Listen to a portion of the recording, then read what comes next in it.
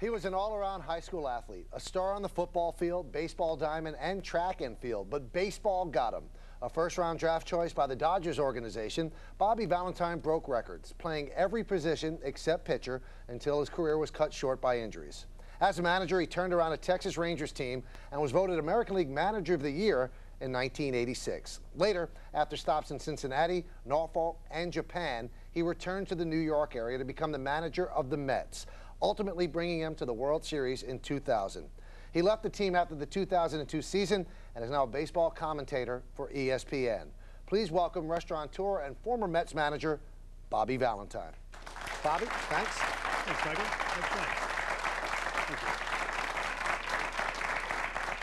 Usually an introduction, Mike, they usually say, you know, I'm the only guy to manage in the American League, National League, and the Professional League in Japan, so you left that out. Well, you don't want to be predictable. And they also usually say, I'm the only one to be fired in the American League, the National League, and the Professional League in Japan. Okay, now you got it. You notice we didn't even say fired. He just left the Mets. Yeah, he left. I was wondering, I was trying to visualize leaving the Mets. That was nice. We'll start right at the beginning with the childhood. When did you start playing baseball?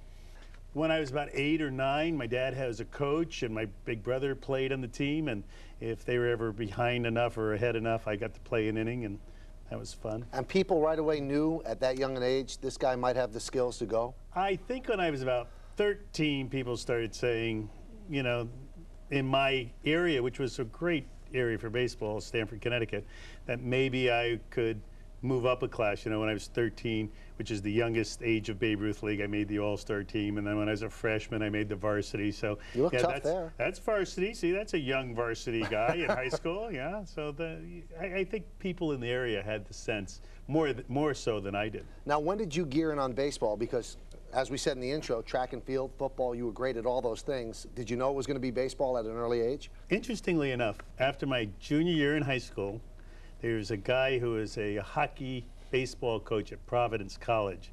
He was coaching in the Cape Cod League.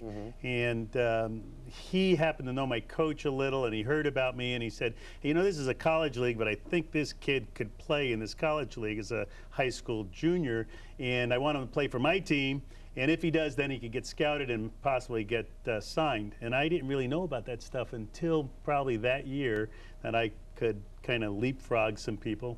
Now, another skill that you had at that time, and I don't know if you could have made money off of it, you were a ballroom dancer. Ha! What's that about? You know, I was ready to make money when I was a junior in high school. I was going to go to the Harvest Moon Ball, which was a professional contest down in Coney Island. And I didn't, because people thought that might keep me from getting a scholarship or amateur status? Yeah, lose the amateur status. But from when I was like 13, 14, 15, and 16, I danced in competition and went as far as Fontainebleau Hotel in Miami, Florida. I danced here in the city at the Waldorf, and in competition, real life ballroom competition. See, that seems a little incongruous to me, because usually if you're an athlete, you're looked down upon if you're doing something like dancing. Did players jump all over you? Did your friends jump all, oh, Bobby's going to go dancing right now? Well, I got to AAA, actually. I remember vividly being in AAA and having a guy named Joe Liss, who was, you know, a guy who played for the Philadelphia Phillies and rolled his cigarettes up in his T-shirt and everything. And they had written about me a little in the brochure up in Eugene. And while we were taking infield, he stood at the top step and he said, hey, Valentine, that's real good. When we were all fighting out in the street corners, you were doing ballroom dancing. You know, one of those things, oh, God. But I loved to do it. And it was as much competition as anything I ever did. You know, you had to be on time. You had to, you know, make sure you had your routine down. There was a pressure cooker with the judges walking around. And it was a team effort that needed to be practiced and be correct. It was neat. Did it bring anything to the sports, the footwork, or things like that? I think so. Yeah, I keep telling guys that they should dance. If guys have rhythm they can hit, if they know how to work their feet and do a cha-cha or some steps, they could turn to double play and make the fielding plays in the infield. So I think it's important. Now let me ask you about the Yankees, because I don't know if people know this while you were managing the Mets, but as you grew up in Connecticut, you were a Yankee fan, right? Totally a Yankee fan, you know, Barrett and Skowron and Richardson and Kubek and McDougal, and I did the entire Yankee thing, but who didn't? I guess when I grew up, until I was 13, the Mets weren't around, right. So it was either the Boston team or the Yankees, and it was an easy choice with Mickey Mantle out in center field and all of their glamour. And I'm still a Yankee fan. Were you a Yankee fan when you were Met manager? Yeah, except for when we played against them. Now, let's go back to when you were in high school, because you were also a great running back, an all-state running back. So you're a great baseball player, all-state running back. You're in the dance team or whatever it is. You must have been not just the big man on campus, the huge man. I mean, did everybody want to be with Bobby Valentine? I didn't have time for anything but the things I was doing. Really, I'll tell you, I was doing a lot of things, but my folks knew that a good education was important, obviously, and keeping busy for a guy, you know, such as myself was busy. So, you know, along with the girls dancing, aren't hanging all around you? I had a few dates, but not many, you know. Really? Yeah, it was kind of weird. I had a few real high school loves that were fun, but it wasn't a real dating society. It was more, you know, get your sleep, do the thing you're going to do the next day, and that was either football or track or baseball. I also was the mascot for the basketball team. You know, I dressed up like the Warrior for the. Did you really? Absolutely, and led the cheers for the team. Yeah. Now, the football career actually got you a scholarship to USC to play football, and you were going to replace I don't know if people know, he was a guy named O.J. Simpson. Well, I mean, that's pretty big shoes to fill. Who knows if that was me or another 20 guys, you know, that they gave scholarships to. But that's what John McKay said when I signed, that I was next in line, and that was kind of fun. I ran well. I held on to the ball. I was, you know, Italian tough kid. And it was the first time SC had ever come west of the Mississippi to try to recruit a kid. So it was really flattering. Why'd you go to baseball instead of that? Wasn't the pull at USC big? Oh, it was really big. And I was going to get to play freshman baseball, and I mean, they had laid the whole thing out.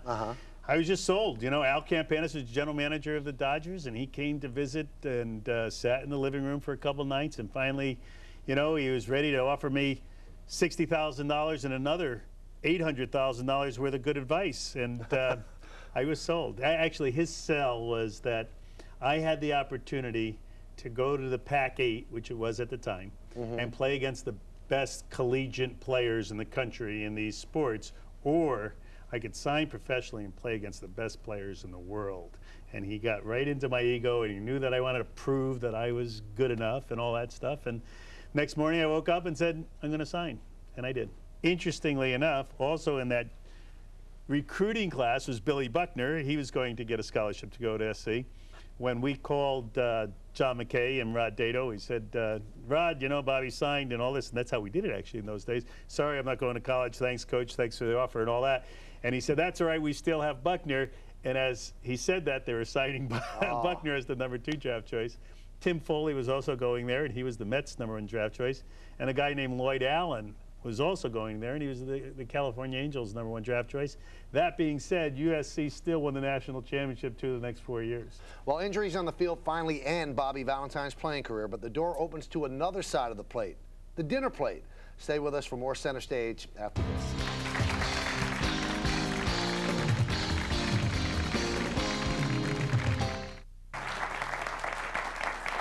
Welcome back to Center Stage, everybody. My guest is Bobby Valentine. And Bobby, we keep alluding to this injury that kind of curtailed your career. Tell us about it. It was in '73, right? It was '73. Yeah, it's one of those long stories. I was a shortstop for a baseball team called the California Angels then. I got traded from the Dodgers, and there was a coach, Bobby Winkles. He was the manager of the team at the time. Great guy. Loved playing for him. We were in Kansas City. I was playing shortstop. The center fielder got a bad back. He said, how about playing center field? I said, oh, would love to play center field. So I went out and played center field, and that day, which was May 16th, 1973, Nolan Ryan threw his first no-hitter. All right, and the next day came to the ballpark, went to California, and the manager said, hey, you know, I'm pretty superstitious. Yesterday we had a no-hitter. We're going to play the same lineup. Imagine that, a same lineup. I don't know anything about same lineups. It's not one of So I said, same lineup, what a novel idea, let's do it. And I played center field that day, and in the 4th inning, a power hitter named Dick Green, who was batting 9th and had 1 home run at the time, hit a ball off of Rudy May to left center field, and I thought I could catch it, went over the fence, ran into the wall, and I have a crooked leg because of it. Yeah, so Did you know right away? Did you know right away this is really big time injury? Well, yeah, because I landed on my back. There's a picture of it right there. Yeah, I landed on my back. Yeah, and see, that's kind of in motion. The leg kept falling down, so when I looked up, I was looking at the bottom of my spike. Oh. Yeah, and it was one of those, shoot me, I broke my leg, because that's what they did with horses. And then it healed at a bend, and I was kind of a lousy player after that. Were you crushed emotionally from that? Well, you know, I had been beaten in the cheek and pushed my cheekbone down 3.5 inches. I came back from that. I had a total knee replace or ligament surgery. I came back from that. So I just figured, well, I'll just come back from this too. It won't be any big deal. It took a lot longer, and when I came back, you know, I had lost the balance, I'd lost the speed, and I was a little crushed.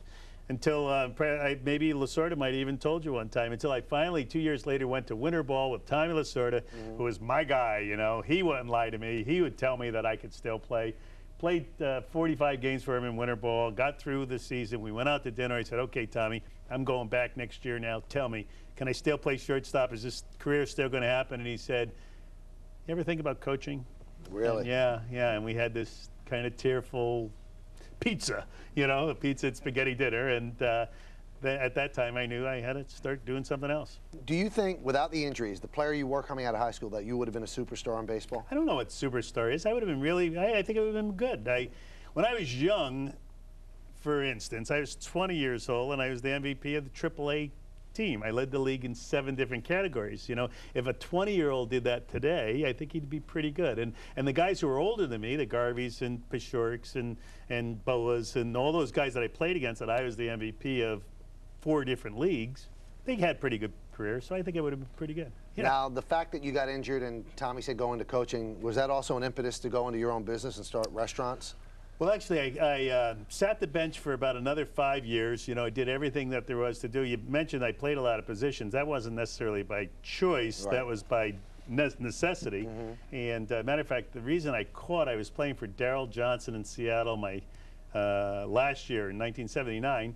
The first string catcher was already out. The second string catcher was starting the game. He broke his finger in the third inning. The third string catcher went in and pulled a hamstring in the fourth, and Darrell Johnson walked down the bench, and I was sitting there, and he said, "You've caught before, haven't you?" And I said, "Oh, yeah." And I went into the Major League game, and I caught the next 5 innings and had never put on the shin guards before in my life. Wow. And yeah, so I caught that, and then I became the number 3 catcher the rest of the year. All right, then when the restaurants, after you were retiring? Then after that, I you know, was at a charity dinner with in Stamford, Connecticut, and a guy was sitting across the table from me, and he said, "What are you going to do now, Bobby?" And I went, and he says, "Well, how are you set financially?" And I said, "Are you kidding? I have about $20,000 so far in the bank." And he said, "Well, you know what? I'm building these buildings, and there's this old restaurant. Would you like to do it?" And I said, "Why not?" So that's how I got into the restaurant business. See, I've seen you in the restaurant. You seem like you really love it. Do you? 23 years later, I really love it. Actually, I've done everything there is. I work the shifts of cooking and bartending and cleaning the bathrooms. So you have one in Stamford and in Arlington? Thanks. Yes, okay. One in Stamford and Arlington. Might as well do had a promo, as many right? as 7 at one time, but you know, we've sized down. Now we're thinking about sizing back up. Now you have all this memorabilia in these stores, but I'm wondering, are you afraid they get stolen? I mean, this is your personal stuff that you have in there. My personal stuff is in there, and as I said, 23 years, I had as many as 7 stores, and I've had 1 thing stolen in 23 years, and that was a Babe Ruth autograph picture that I had too close to the door in a Norwalk store, and you know, everything else has stayed intact, and those are all my baseball cards that are gone forever. They're all laminated underneath tables and bars, but I like sharing it with people. All right, let's go to how do you become the manager of the Rangers? How does that come about? When I was sitting the bench with the Mets, I was sitting next to a guy named Tom Grieve, who was an outfielder who didn't play also, who went back. He was the #1 draft choice of the Washington Senators that became the Texas Rangers. When he retired, he went back and worked for them in the ticket department, and then worked his way up to farm director and assistant general manager and general manager. And when he got the general manager's job, their team wasn't playing well. He fired the manager, and they interviewed me, and I got the job. You knew right away this is what you wanted to do, that you loved it? Well, I was coaching for the Mets at the time, and you know, people were starting to talk about. I was still very young. I was 31 when I started coaching. I was 32 as a third base coach. I was 33 and 34. Now, all of a sudden, this ripe old age of 35, and I had never managed before, except for 1 game. I got the interview, and I said, you know, if you have patience, I have the time and the energy. And they said, let's go for it. Now, you became pretty tight with the owner. I don't know if you know the guy's name, George W. Bush. What was he like then? Did you know that this guy had the potential to be a big-time leader? Yeah. Obviously, he led the team as the owner. Well, at the time, when I first got there, a guy named Eddie Childs on the team, who was a self-made billionaire in the Western Company. He sold the team to a group headed by George W. Bush. George was the managing general partner and was in the office every day for a couple, 3 years. He had great leadership qualities. He had great charisma. But he didn't want to get into politics. I would call him governor, kidding, "Oh, governor, that's not me. That's going to be my brother." You know, that type of thing. Yeah. And then when there was a little opening and he sold the team and he got a little older and wiser, he became governor and now he's president. Can you pick up the phone and call him? I could pick up the phone. How cool is that? Yeah, it's kind of cool. You have the hotline to the White House? I think that's kind of cool. I mean, I have to go through some people, but I think that's very cool. Oh, very. Yeah, very cool. Well, when we come back, Bobby Valentine takes a trip east, the Far East. We'll get the real scoop on his Pacific League experience when Center Stage continues.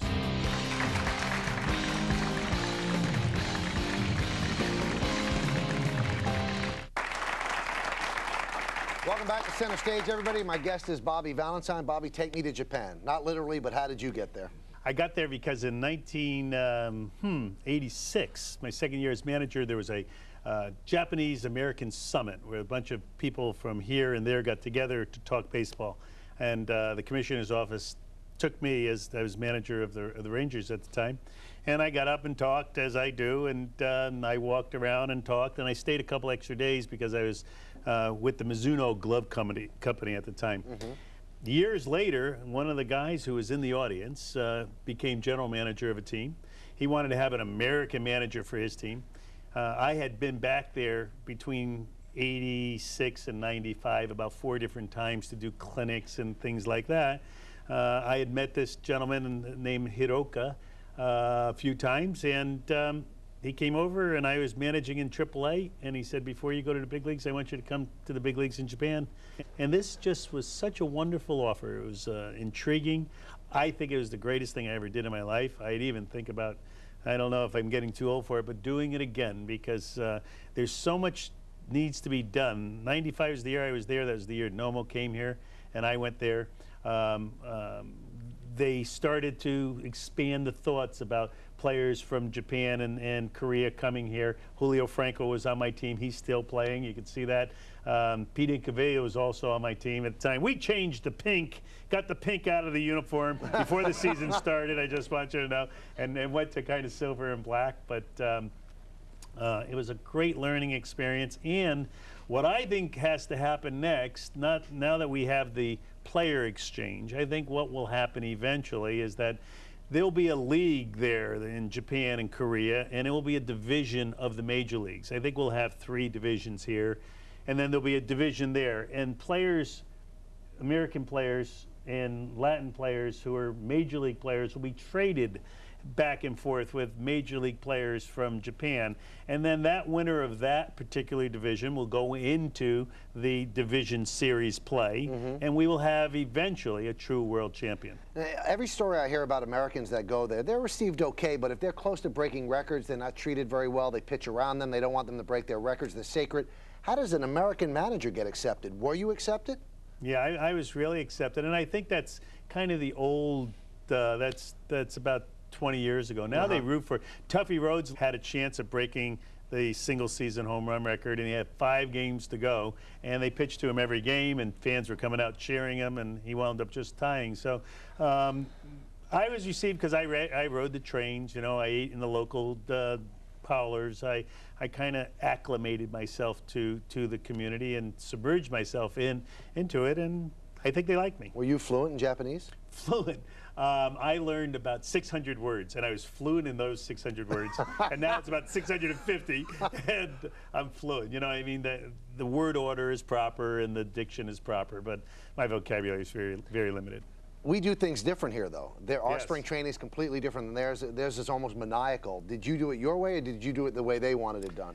Well, I was there on a 3-year plan to do it their way, and then, change it a little and get my way going, and it worked out too quickly. We went from last place to second place, almost won the championship, and I didn't stick with the plan of a 3-year plan. So it was really their way that I was trying to do it, and it didn't work out. Now, what happened that they got rid of you after the 1 year? Because I heard there were petitions when you were finally let go, right? from fans. Yeah, petition signed this big. Yeah, but I think 30,000 petition signatures in 2 weeks they got. Well, who did you tick off to get fired? The general manager. I have a way of doing that, you know. Steve Phillipson? A way of doing that. What? Actually, as it was we wound up doing things my way at the end of the year. Right. But it was done too quickly. We got good too quickly, and I wanted to really break down the door the next year and forget about some of these old ways and get into the new ways. And they said, this is a 3-year plan. We're already going too quickly. You have to take a step backward. And I wasn't willing to take a step backward. Okay, now when you get let go by the team in Japan, what's your game plan? I mean, you worried, gee, what's my job? What am I going to do for a living? Actually, I had a phone call that, that the Mets might be doing something, and that intrigued the heck out of me. And that allowed me to be a little more forceful in all of my statements. And I came back and got so the you job knew as this the before you AAA got manager. let go? Yeah.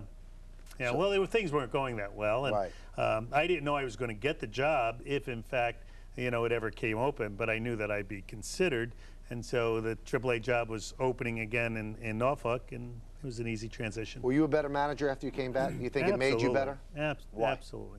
Because all of my baseball was challenged. I couldn't just say you should take a lead 11 feet off the base. They would say, prove that 11 feet is how far it should be. Right. And I couldn't just say that a ball does this or a swing does that. I'd have to prove it over and over again. So things that I said, I questioned myself before I said them, and just made me better. All right, let's move quick. The other little thing is that it made me, because I had an interpreter and there was a language barrier, it made me inspect the things I expected. If I said something, I had to make sure that it was translated properly, so I watched to make sure that the people were doing what I wanted them to do. And I think that's what you really have to do even here, because they don't, a lot of times they don't hear you.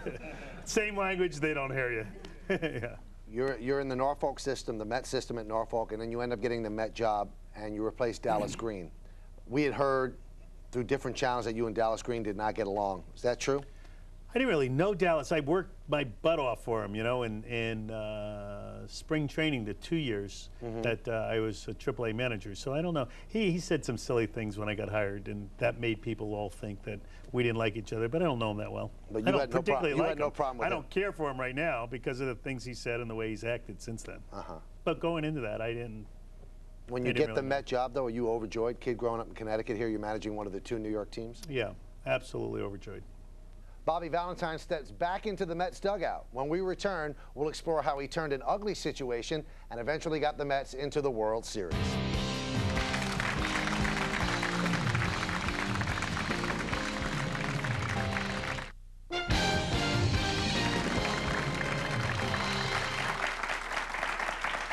Welcome back to Center Stage, everybody. My guest is former Mets manager Bobby Valentine. So now we're in the Met years. When you took over, how bad was that situation? It was a mess, I guess. I can't really quantitative.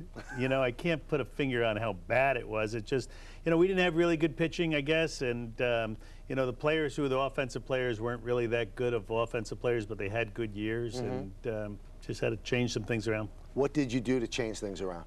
Well, actually, Joe McIlvain was the general manager there, and at that time, and I guess he just tried to wow it, weed out the weak, as we like to say. And so, the guys that didn't look like they could handle the situation were gone, and there was just lots of overhaul. And I think within a year and a half, just about everybody from that team was gone, and other than Fonzie, and just change the faces and try to do it new. Fonzie, Edgardo Alfonso. Did it take longer than you thought it was going to take? I don't remember. At the time, it seemed like it would take forever because it just didn't look good. And, we had about, it seemed like 1 million people showing up at the ballpark. And we had to change an image. We had to be more fan-friendly. They had some situations that weren't very good, and had to do it all out in the community, had to do it on the field, had to do it in the newspapers and perception. And it took a while. Now, speaking of the newspapers, the New York press and Bobby Valentine, you would think that that's somewhat of a combustible relationship. But for the most part, guys I know that I'm friends with, the New York media, the beat writers, absolutely loved you. They adored you. How did that come about? And, well, it took a lot of work, and it was very confrontational at the beginning. And I just had to prove my wear. And I really liked the guys who put the time in and worked their butts off. The people have no idea about the New York press and how competitive it is and how hard it is to get the story and how much work it is to be on the road and be out with a team for those 162 games. And I respect the job they do. I think they saw that respect too after a while, you know, and I tipped my hat to them a few times when they busted me, you know, and said, "Ha, you know, you can't do it with one left-hander," or whatever the heck I was trying to prove I could do. And I said, "You're right. Let's move on." It seemed like, well, I don't know, from the outside looking in, it seemed like every day was a ticking time bomb with you. There was always some kind of controversy. Did you thrive on that? Is that something you'd like to create, or it just happened? I don't even know if I created it. You know, I think that situations that happen, there were a couple people who were making sure that a little thing became a big thing. And then there are situations in New York where nothing is a little thing. So I remember the Todd Hundley thing like it was yesterday. That became a big situation when we had a rain out and someone came in and said something, "Well, Todd wasn't in the lineup today." And I said, "Well, you know, he doesn't play that well in day games." And they said, "Well, why do you think that is?" And I said, "I think he stays up too late at night." And they said, "Oh, you mean he's out?" I said, "No, I don't know if he's out. I think that he's an nocturnal person. He's probably watching TV, but when he gets to the ballpark for a day game, he looks like he's very tired.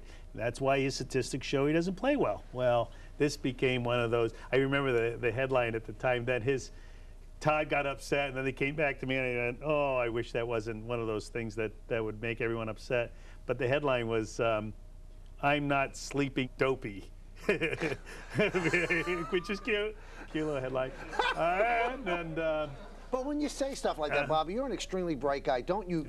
Everybody kind of assumed you were trying to send a message. Well, I think everyone thought that there was always this underlying things when I said. But you're smart. That's why they thought there was an underlying thing. And about 99% of the time, everything I said was kosher and fine. All right, and then tell us once the in a 1%. while, well, that was one of the 1%. So then there was a 1% with Mo Vaughn, where I always would say that the most important game you're going to play is the game you're playing. Right. And that a must-win doesn't happen until it's the 7th game of the World Series or the last day of the season, and that's the season you have to win, the game you have to win. It's a must-win to play the next day.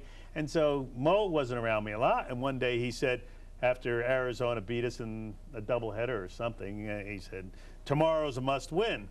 And the reporters came in and said, "Mo thinks that tomorrow's a must-win." And I said, "Well, you know, when we play tomorrow's game, it will be the most important game we're going to play, but that's really not that big, you know, not the right thought process that you have to win every game or whatever it was." And that became such a big deal, and it was blown out. I didn't think it was going to be a big deal, and it became a big deal. Well, through all of these things, you end up getting the Mets to the World Series, and they end up playing the Yankees. And I remember Joe Torre said that was the most pressure-packed World Series ever because they almost had to beat the Mets.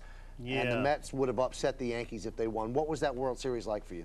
It was wonderful. You know, getting there was a pressure cooker in itself. And in my personal situation, you know, I wasn't going to get a contract unless we went to the World Series. So, you know, it was That's pressure. Yeah, I thought that was really pressure and kind of weird too. You know, we played pretty well, but you know, every pitch was so wonderful. I think that the game could have been won or lost on every pitch of the series for those 5 games, and it was only 5 games, and that made it special baseball.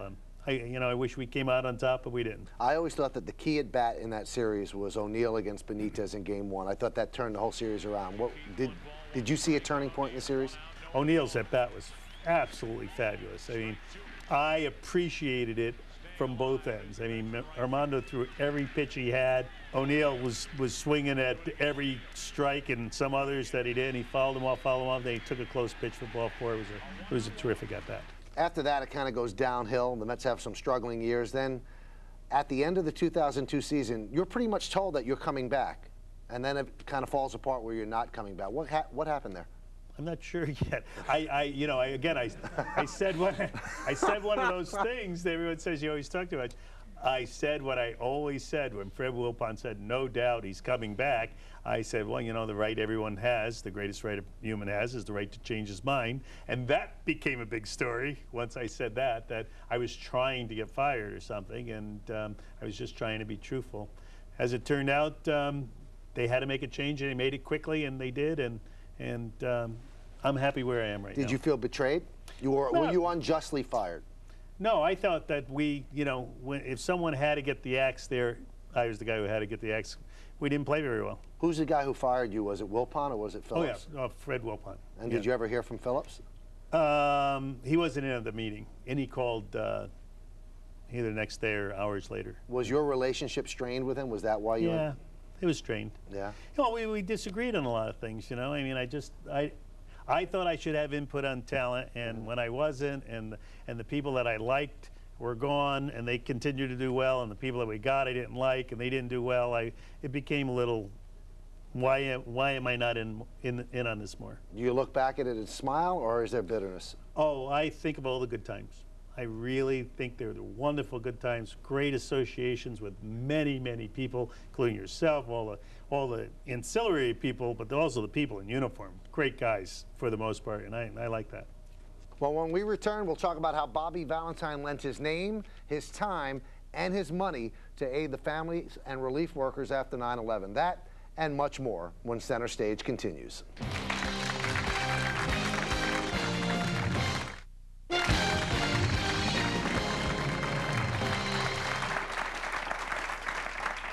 Welcome back to Center Stage, everybody. My guest is former Mets manager Bobby Valentine. Bobby, after 9/11, you were tireless in your efforts to help the families affected by 9/11. Why was that so important to you? I got hooked. I wound up at Shea Stadium parking lot. I was driving to see my doctor. I turned off the highway, went over to the parking lot. It was all happening, as that depot was there, and people were unloading their cars and trucks, and 4 days later I was still there, and I got to go down to Ground Zero. I got to see the eyes of the people who were digging, trying to find survivors, and then I got to go to see a lot of the victims who lost people, and I was close to it. I think, looking back now, I think I got a little too close to it. I think that it was a year and a half of very, very draining experiences on my life that took a lot out of me. And emotionally? I think emotionally, yeah. I wanted to keep giving. I didn't think I had enough to give. I started feeling bad about it. I probably even did a little depression trip there for a while. And, really? Yes. So people say now, looking back at it.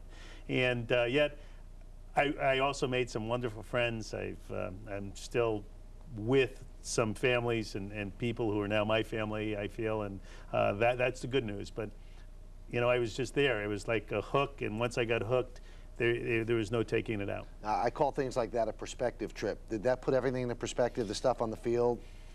I maybe. I don't really know about perspective. I remember standing there that night we came back, September 21st, and the team went to Pittsburgh to play a series, and I stayed back and kept working, and then flew commercial to try to do the right thing and all that. Right. And I wasn't sleeping a lick. And usually I only sleep 6 hours or so. I was sleeping maybe 2 or 3. And those 3 games in Pittsburgh and the one that we came back on the 21st, my tank was out. I was running on fumes. And if it was perspective or not, I don't know. But there was just something going on there.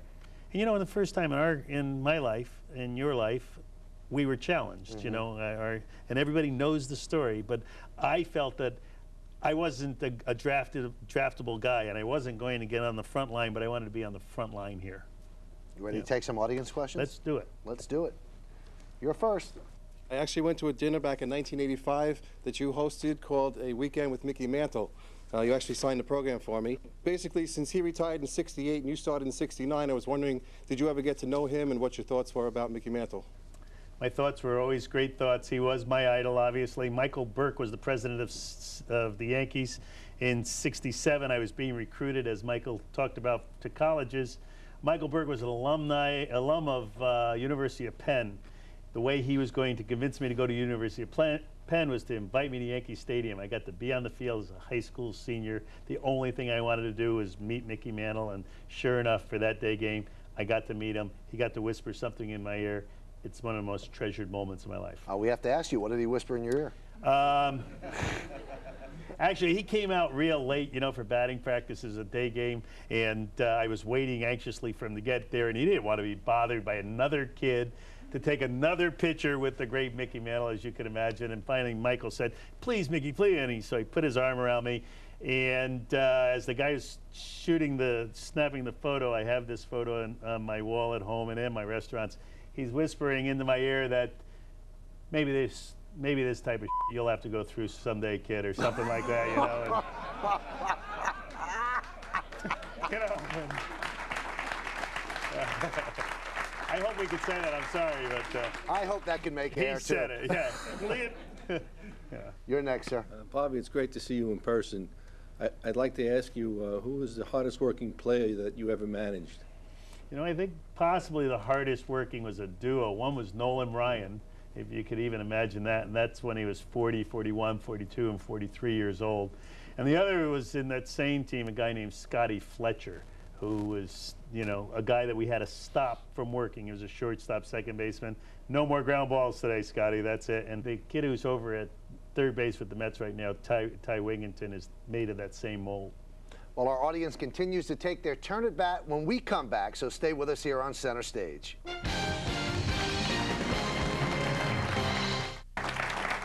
Welcome back to Center Stage. I'm talking with Bobby Valentine. Before we go back to the audience, I think I asked you this question maybe 4 years ago. I don't know if I got the answer I wanted, so I'll try it again. Try it again. You're so honest. Like, you can't control yourself. Why can't you just tell white lies and keep yourself out of trouble? I don't know what answer I gave you then, but it's the only way I know. But you know you get yourself into trouble, right? Absolutely. I absolutely do. And it's just been that way forever and ever, and will be that way forevermore. Is it? I mean, does your wife ever say, "Bobby, shut up"? Absolutely. And my mom always told me, who is not with me anymore, but she always said, you know, why would you say that? And she would say, don't say anything. And actually, if people called, the press called when I was at my mom's house, my mom would say I wasn't there. She knew. Oh, for all the years, yeah. Wow. Yeah. All right, you're next, sir. Hi, Bobby.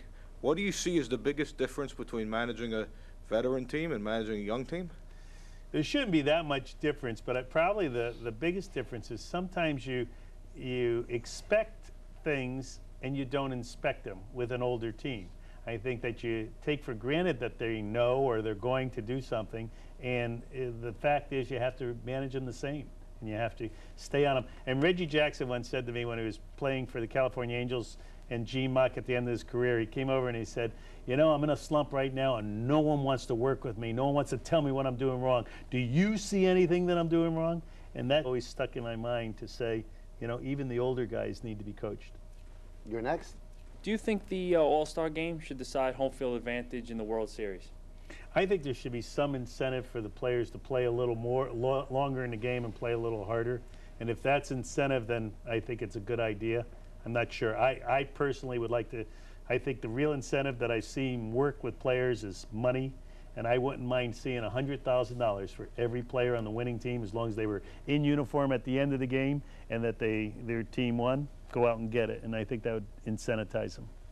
I think you're right. 100 grand would do it. You know, 100 grand each. Absolutely. For the coaches, though, also, so that, you know, they're all playing hard and they're going to play hard for the little guys. And the players would have tipping money. Then they'd be able to get on their planes and leave. Absolutely. And pay for the plane. Yeah. Yeah. Well, he's executed it as a player, and he's called it from the dugout as a manager. Next, Bobby Valentine will try the Center Stage version of Hit and Run. That's coming up right after this.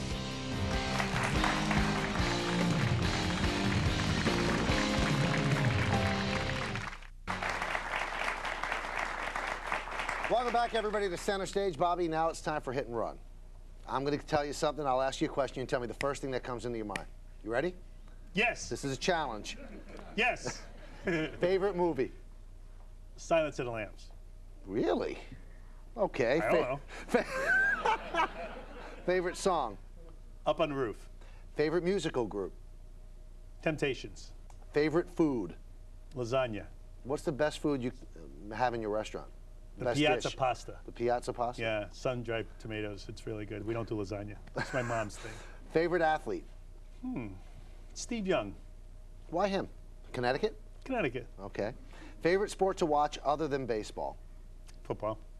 Favorite sport to play? Skiing.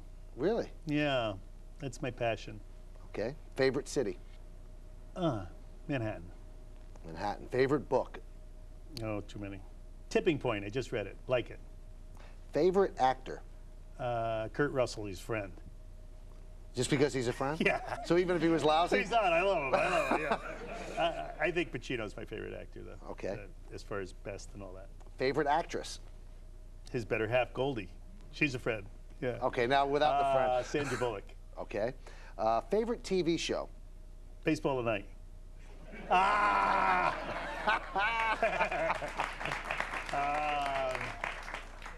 You know the star of that show, right? Yeah. I'm kind of a TV illiterate. Okay. Favorite moment in your career? Winning the National League Championship. And you knew you were going to the World Series. Knowing going to play the Yankees in the World Series. Was it because it was the Yankees that made it that special, or even if it would have been against the Indians or the Mariners? It probably would have been anything, but the Yankees made it real special. What was it like running out to that line at Yankee Stadium, getting announced? It was the most incredible introduction that I've ever had. Goosebumps, or is that too corny? Total goosebumps. Really? Total goosebumps. Person you would most like to have in a foxhole with you? Tommy Lasorda. How come? Trust him as far as I could see on a clear day. How did that trust ever manifest itself from him to you? You know, he was there whenever I needed him. He's never steered me wrong. He's always been in my corner, and if I needed someone, eyes in the back of my head, I know I had him with him. Well, Bobby Valentine gets the last word when we come back, so you better come back.